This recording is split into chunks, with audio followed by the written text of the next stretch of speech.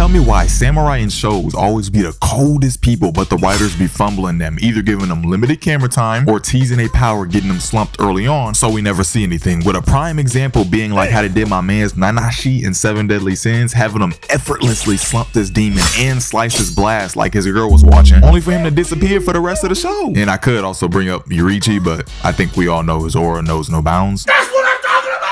I really need y'all to remember the name Luo Lang and the amount of weight that it holds, because he held his own throughout this entire show. So we start out by seeing some tour guides leading a bunch of earthbenders along a path I personally wouldn't take, and a little snake in the grass is watching over them from up top like, come down here, come get this work. But he runs off like a little kid with a boo-boo diaper till he gets to a broke down pub with a bunch of petty thieves just chilling like they're paying the bills, and bro with his super hot breath says, we got an easy lick, gang, slide. So they all boot up real confident like they just came off 2 successful hits, till the camera flips back around and this bird is going crazy in the cage like he smells some well done steak. And tell me why for some reason the tour guide want to turn around and ask the bird what the problem is. You think you Ace Ventura or something? Then gets beamed by an arrow. Now he's dramatically Beyblade falling, and we see, oh shoot, it's the ops from the pub. They start raining arrows on them like it's for honor, until this one bender in particular starts smacking arrows away with his bare hands. That requires a lot of drip to be able to do that, even using the slumped guide as a meat shield to get in close. And now you know dang well if you shooting at somebody and instead of running away they run toward you, seppuku.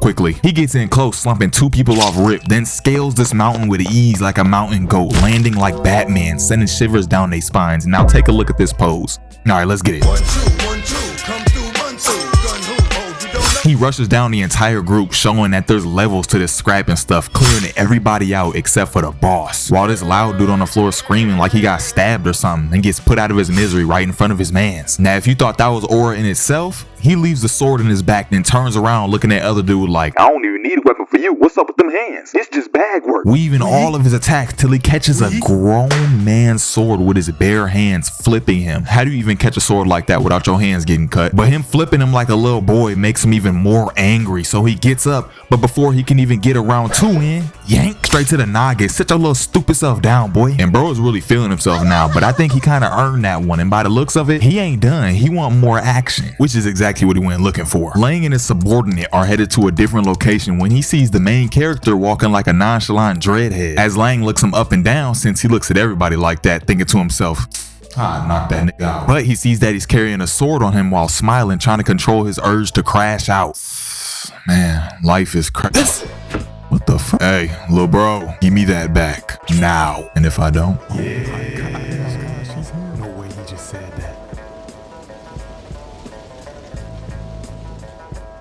Lang rushes him down swinging with bad intentions, getting elusive with it, but can't seem to land because he's like, this guy built just like me for real. So after he brute strength pushes Nanashi to the edge of the bridge, and yes, that's his name too, I'm not getting it mixed up, dumbass. Lang asks him why he ain't drawing his sword, cause it probably looked like he's just a bad guy right now trying to take his valuables. So he lets Nanashi out for round 2, but it's interrupted by this dude that really looks like a girl, you know how I go, saying 2 of their peoples got slumped. So Lang puts his sword away and rides off in the distance like all that didn't just happen. Now we swing over to a master at work, sparring his students when bro casually walks in, just watching, until dude cooks real quick, then throws his wooden sword at Lang for some reason, only for bro to lock in last minute, hitting him with a 1-hop this time, slicing the wood in half, and we didn't even see him draw his sword. It's just out the next frame, and trying to control that urge again while dude challenges him and his students laughing with him like it's an everyday thing. And Lang, he ain't gonna back down for nothing. Nah, don't get all scared now. But unfortunately, we don't even get to see their scrap. The sensei is just getting bandaged up, nothing too crazy. And also, y'all need to know about this old dillweed. This is like his boss or something, which he does end up killing because he wants to run it back with Nanashi after, instead of boxing, adult diapers tries to get an easy kill on him with a whole blick, which results in Lang sticking a kunai in his noggin as he stands there staring like Michael Myers trying to build meter. Now, I'm not gonna cover the whole final fight. If y'all want to go watch Sword of the Stranger, go ahead, man, it's fire. And I'm definitely gonna be putting Lang at the B tier on the drip list. And now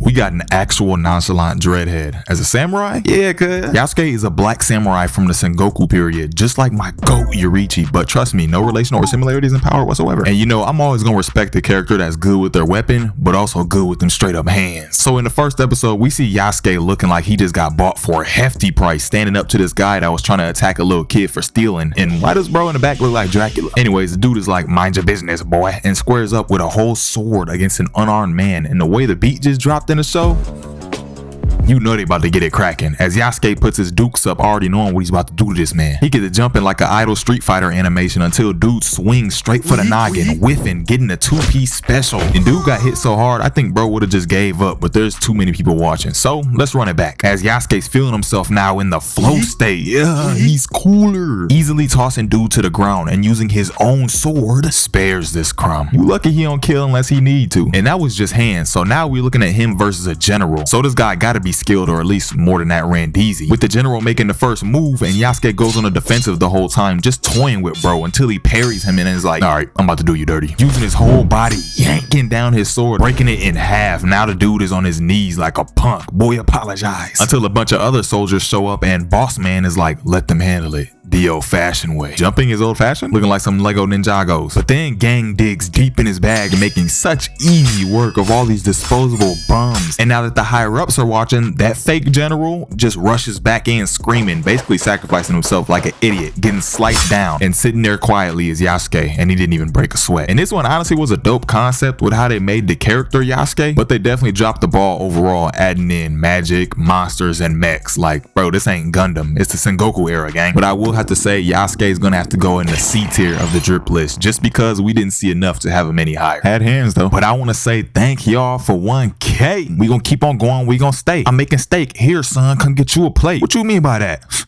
Elaborate. Nothing crazy. I appreciate y'all, mate, but not for real. Thank y'all. If you got any cover recommendations, be sure to let me know and I'll try to get to it eventually. See y'all.